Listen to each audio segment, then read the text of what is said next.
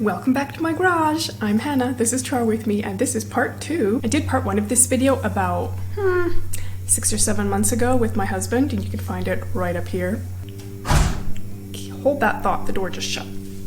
And well, you know, then we had a Canadian winter and I got busy with life, so part 2 is finally happening now. I just need to do a general cleanup and retidy of the space because, you know, it's kind of the place everything gets thrown and then you forget about it and then you come in here one day and you're like, why do I have all this junk? So I'm back to clean up everything and wearing a white shirt because that's the color you wear when you're about to do some serious cleaning.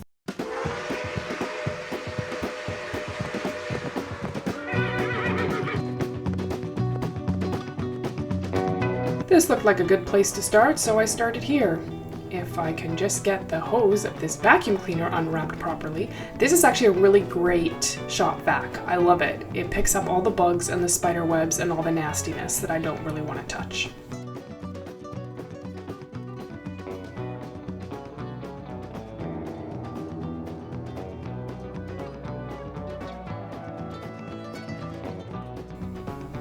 And here I am, already sweating, and I've been working less than like 3 minutes.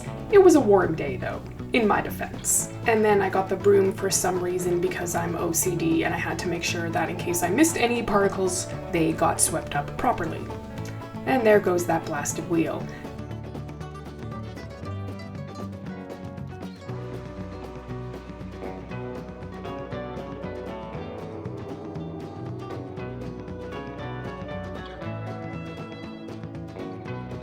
And here I am trying to figure out how I'm going to get this garbage can back into place now that the wheel has fallen off. This garbage can is actually super heavy because it's filled with a bunch of dirt that we're saving for, I don't know, a project that we're going to do maybe in another 3 years. Who knows? I was trying to find lids to put on the garbage cans, and for the life of me, I could not figure out which lid went on which garbage can, and it's like I was trying to do a puzzle and I kept trying all these lids, and I know one of them is supposed to fit, but none of them fit, so eventually I just gave up and just stuck a lid on top.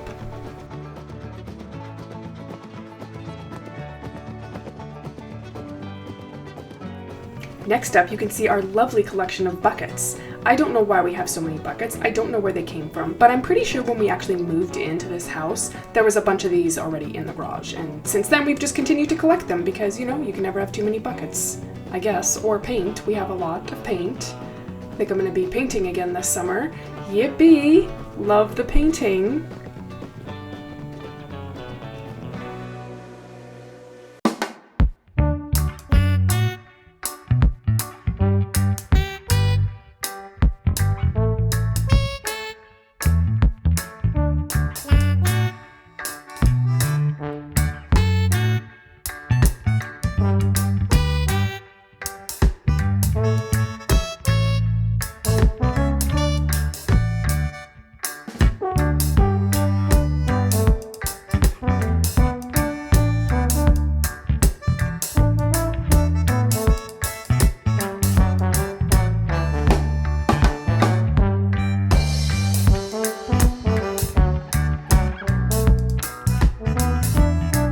And here I am crossing my fingers as I'm lifting this very heavy awkward box with a bunch of leftover hot tub parts higher on a shelf so it'll get out of the way.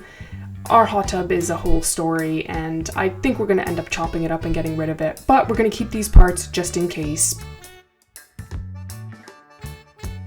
So the first time my husband and I went to Maui, we bought boogie boards in Maui, and then we were like, oh, you know what? We want to bring them home to Canada with us. So up on the left, you're going to see our boogie boards, and we formed a very strong attachment to them and couldn't leave them. So we decided to ship them, like on an actual ship that crosses the ocean because it was the cheapest way to get the boogie boards back to Canada. We actually ended up shipping them to an American address because it was way cheaper than shipping them to our Canadian address. And then I had to cross the border and go and get the boogie boards. And the border guard was like, what are you going to do with boogie boards in Canada? And I said, I don't know. But we got them back and they've sat in our garage ever since.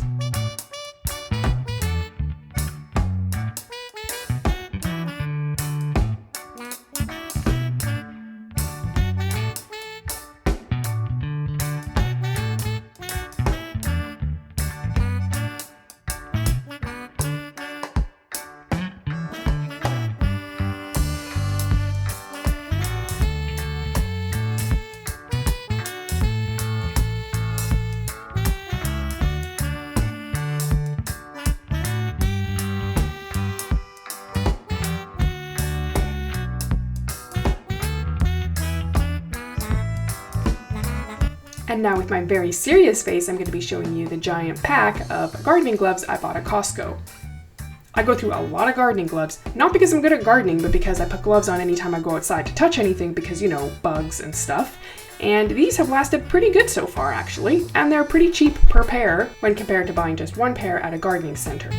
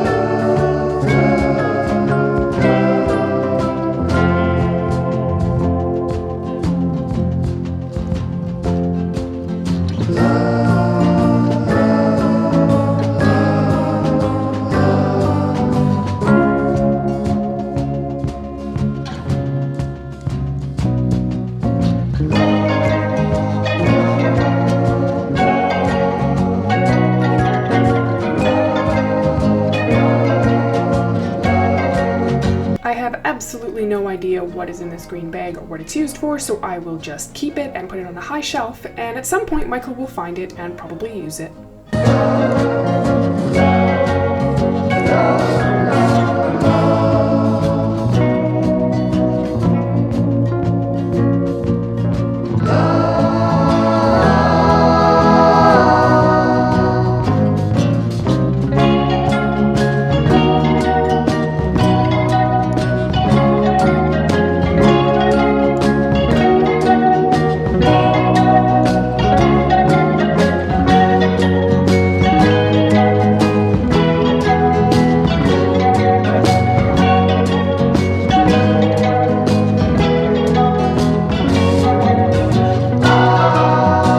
Alright, we are making some serious progress after about 2 hours of working. Now, I don't know what most of this stuff is, but I have learned not to throw out stuff that my husband may potentially need, because sometimes I get a little gung-ho with the cleaning and I get rid of like everything, and then a few weeks later he'll be like, hey, where is this or where is that? And I'll be like, oh, I don't know, in a giant pile of garbage somewhere on the earth, and then we have to buy new stuff. So yeah, I'm just gonna keep most of this, and hopefully he'll find a use for it at some point.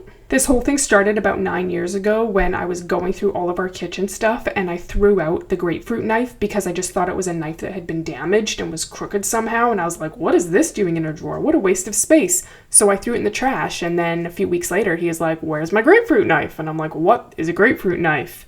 And yeah, I was educated about grapefruit knives that day.